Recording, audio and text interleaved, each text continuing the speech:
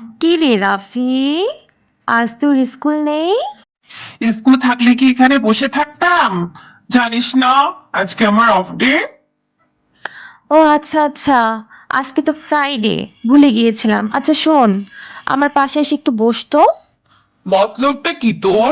আজ এত ভালো ব্যবহার আমার সাথে। কোনো মতলব নেই, এদিকে এসে বস। গতকাল আমি কি দেখলাম জানিস? মা বাবা পারফিউমের বোতলটা ফেলে দিয়েছে। হায় খোদা, কি বলিস? আর আমরা হলে আমাদের ইচ্ছে মতো পিটুকে দিত। শুধু কি পিটুনি, ইচ্ছা মতো কথা শুনিয়ে দিত। আর কি হয়েছে জানিস? সকালবেলা যখন বাবা জিজ্ঞেস করলো, কি ব্যাপার, তুমি কি আমার পারফিউমটা দেখেছিলে, কোথায় রেখেছিলাম, কি বললো জানিস? না, আমি দেখিনি। তুমি তোমার জিনিসপত্র গুছিয়ে রাখতে পারো না? কিন্তু মা মিথ্যে বললো কেন? এটাই তো বুঝতে পারলাম না। এটা তো ঠিক হয়নি বলা। ও আচ্ছা আচ্ছা, তাহলে তুই মাকে জিজ্ঞেস করতি বাবাকে কেন মিথ্যে কথা বললো, আর মিথ্যে কথা উচিত হয়নি বলা। আমি কিভাবে মাকে বলবো যে তুমি কেন মিথ্যে কথা বলেছো বাবাকে? এটা তো ঠিক না। বলতো তুই আমাকে। কে রাফি, কি হলো? এটা ক্লাসটা ভেঙে গেল? এই যে মা, তুমি যে এখানে এসে পড়েছো, শুনো, আমি কিন্তু ক্লাসটা ইচ্ছে করে ভাঙিনি।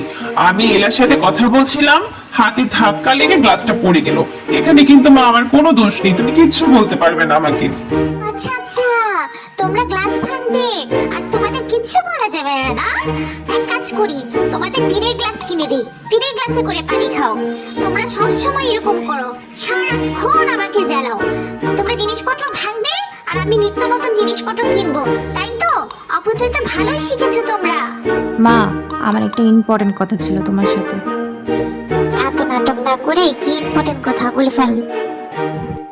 আমি গতকাল তোমাদের রুমের সামনে দিয়ে যাচ্ছিলাম, তখন দেখলাম তুমি বাবার পারফিউমের বোতলটা ভেঙে ফেলেছো, আর ওটা ভেঙে তুমি ময়লা ঝুড়িতে ফেলে দিয়েছো।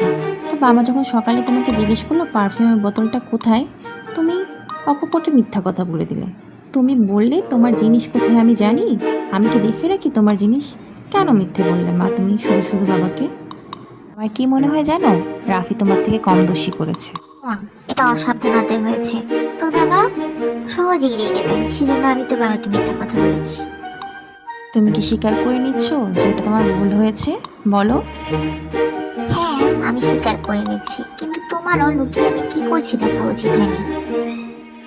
আর যখন বাবা আসবে, বাবাকে সত্যিটা বলে সরি বলে নিও, আর রাফিকে মাফ করে দাও মা। আসলে ভুলটা আমারই, কেন যে তোর বাবাকে মিথ্যা কথা বললাম আমি। রাফি শোন, তোকে একটা কথা বলি, যে কোনো কাজ করে সাবধান মতো করবি। এই যে আজকে যে ক্লাসটা ভাঙলি, ক্লাসটা যদি তোর পায়ে লাগতো, পাটা কেটে যেত না, অনেক বড় বিপদ হতো। যাই হোক, বাদ দে, আজকের জন্য সরি। মা, তুমি আমাকে সরি বলেছো?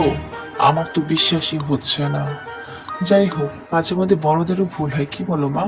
আজ আমি অনেক খুশি। থ্যাংক ইউ ইরিন, আমাকে বাঁচিয়ে দেওয়ার জন্য। Hi, this is Rafi. Subscribe for more video.